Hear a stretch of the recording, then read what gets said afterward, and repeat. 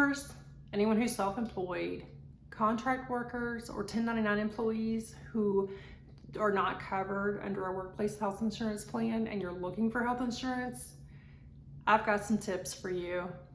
I'm Hala Folden. I'm an insurance broker, licensed in 9 states, and contracted with more than 20 carriers. One of the things I enjoy most is helping self-employed individuals find a health insurance plan for themselves and their family that they can actually enjoy. Now, you're probably not going to make it your new best friend. It's not going to be your favorite thing. However, we're going to find you a plan that meets your needs. One of the things that I do with all of my clients is run through a list of questions so that I can determine your needs versus your wants. On your wants, those are things you can typically compromise and may be willing to give a little. Your needs are the items that you have to have covered, no ifs, ands, or buts.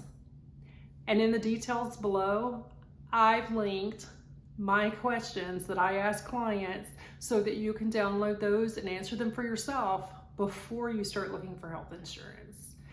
I think this is important because you need to know where you can adapt and make some changes to what you currently have or have had in the past that you loved. Now, one of my favorite places to find health insurance is the marketplace at healthcare.gov. I know it's not popular, and I want you to understand why. The marketplace plans are required to cover certain things that I think are important. For example, preventive care. Under a marketplace plan, your preventive care is free.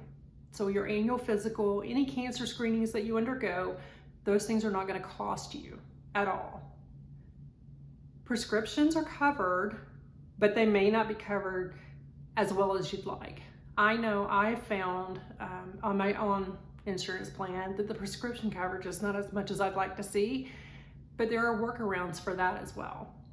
Mental health coverage is covered under marketplace plans for inpatient and outpatient care. And to me, that's a non-negotiable. Even if you think you don't need it, you may find that it's good to have. So what else can you do though? If you don't want to do a marketplace plan, what are your other options?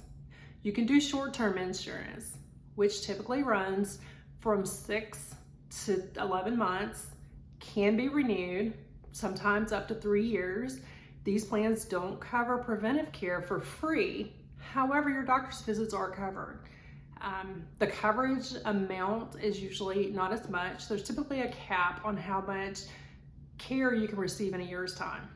And by care, I mean a dollar amount of care that the insurance company will pay out.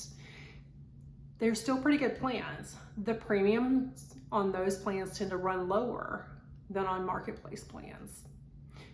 If you travel and are on the go all the time in multiple states, a national PPO may be good for you. Something that's you're not gonna have out-of-network coverage, but those plans are typically medically underwritten, meaning if you have pre-existing conditions, you don't qualify. So where do you think you should start? I say start with the 7 questions below, and then ask me questions in the comments, and let's find a plan or at least a location for you to get started.